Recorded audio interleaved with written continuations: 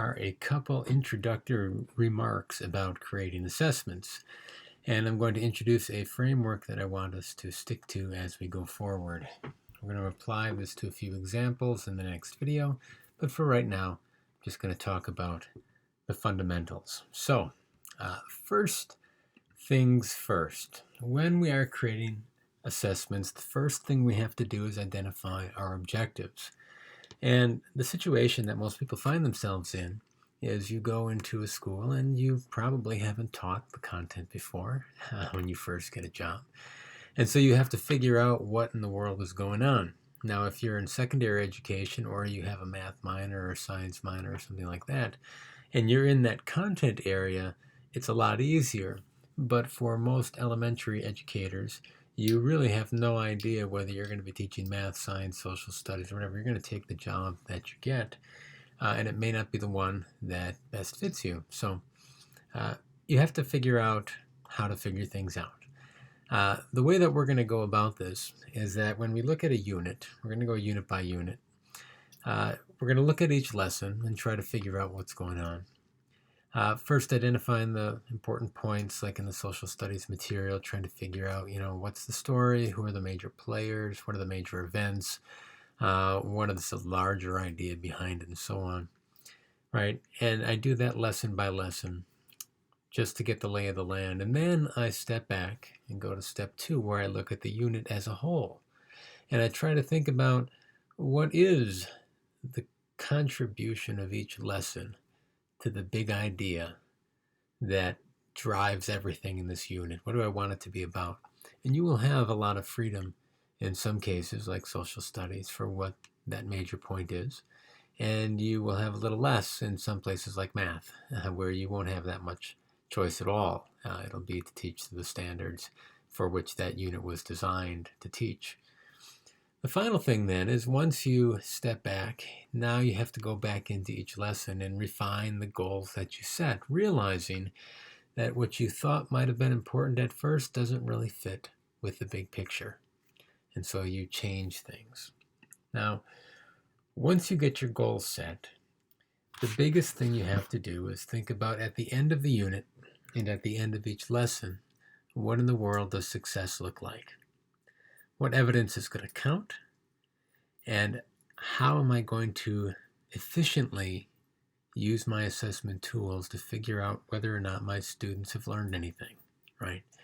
And we're going to be using the 3 F's of assessment. First of all, was it functional in terms of my assessment and my instruction? In other words, did they learn? Were things in alignment? Did I get good information, right? Second thing is, was it efficient? In other words, did I waste a bunch of time doing meaningless stuff, or did I minimize the time element across the board? And we'll talk about 4 different areas, really, or 3 different areas where that matters. And then finally, was it fun? Did we enjoy ourselves? So the first F, functionality, is all about alignment, right? Do you make a good learning progression throughout each lesson and throughout the unit? Are you building and using what you learn on day 1 to get to day 2, to get to day 3, and then tying all that together in an integrated way? During instruction, are you teaching and modeling and assessing what you really want to, or are you getting distracted by maybe something that might be fun or interesting but unrelated to getting your students where you need them to be? Now, there will be a time and a place for that. There always is. Because it's not all about the standards, but we're going to keep focused on keeping things in alignment for this class. Does it reflect any standards? And do all the materials, activities, enrichment ideas support this goal? If everything's in alignment and my assessment's getting me information about whether students are making progress on the goals, that's the first step. That's the big battle I need to win. Once I've done that, I need to think about making things efficient. And when we talk about functionality, we're talking not just in terms of standards. We're talking about the quality of the information and the time it takes.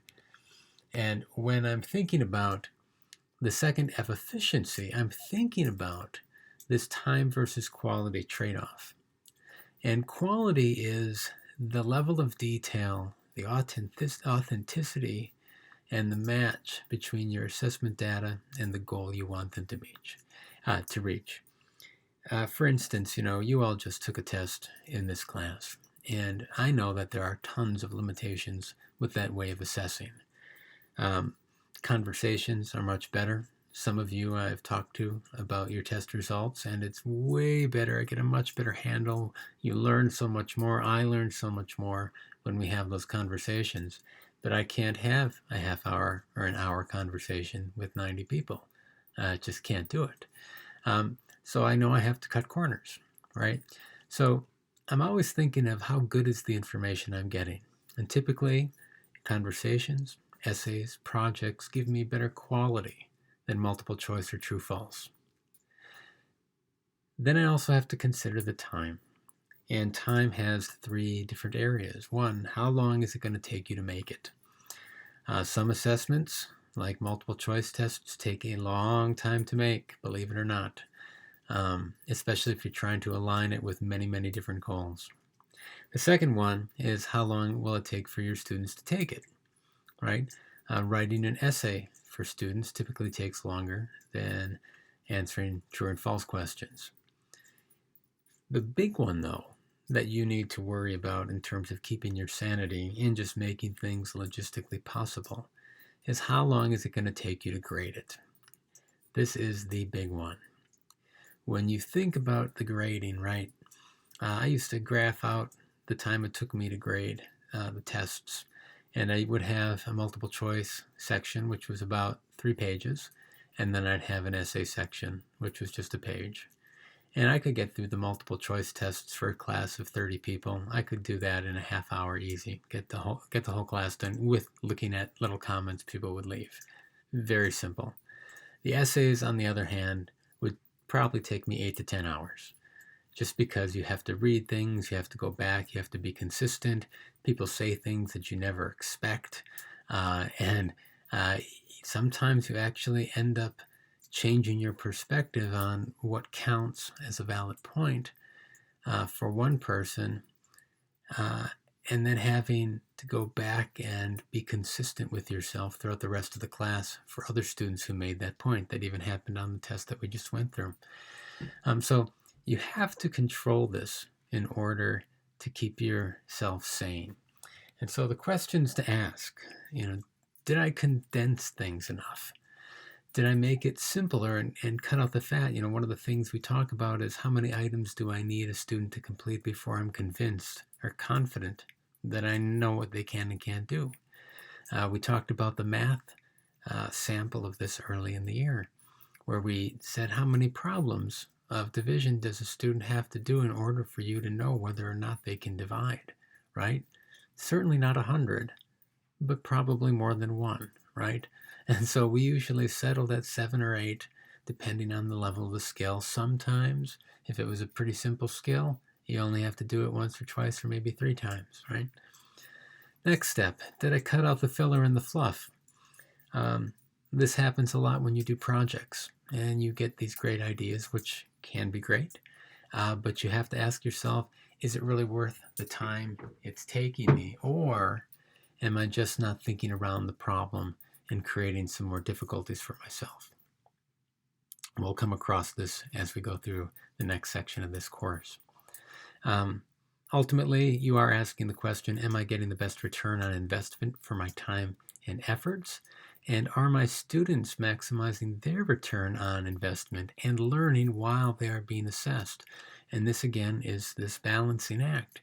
You want students to learn from taking tests. And there is the thing called the testing effect, where you actually learn a little bit better when you are in a testing condition than when you are just studying on your own, because, well, basically more of your attention is diverted to it, especially if it counts, we'll say.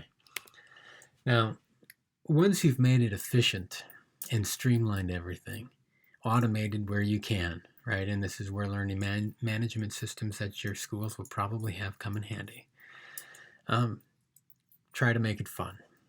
Make it fun to plan. Make it fun to share. Have it be fun for your students to do if you can. You won't please everyone, right? Make sure that you have fun doing it, and because when you make it fun for your students, you usually enjoy it more when you're grading it, right? And you have to ask the ultimate question: did the fun add value to the lesson and not detract from it? Because it's really easy to get sidetracked by trying to make things fun, and then you lose your efficiency or your functionality. So be careful here. An example of this is I used to have a project, and I still do sometimes, where everyone had to create an ecosystem assessment for science, and you could do whatever ecosystem you wanted to. And I encourage people to use fictional material, right? It shouldn't matter what ecosystem, as long as everybody provided enough information for the students to complete it. It would work, right? And this is one that somebody turned in, where they did a Star Wars ecosystem, where they painstakingly researched. They had a lot of knowledge. The planet Tatooine, or however you say that, where a lot of the Star Wars action takes place, looking at the different things that lived on there.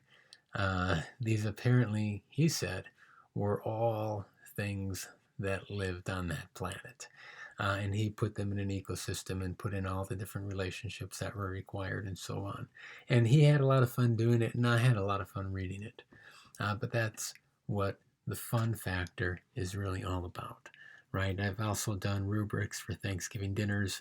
I've done rubrics for dates, movies, songs, and things like that, where people have to apply, well, what does it take for me to really enjoy a movie? Or what does a really good dinner have to involve, or a really good date, right?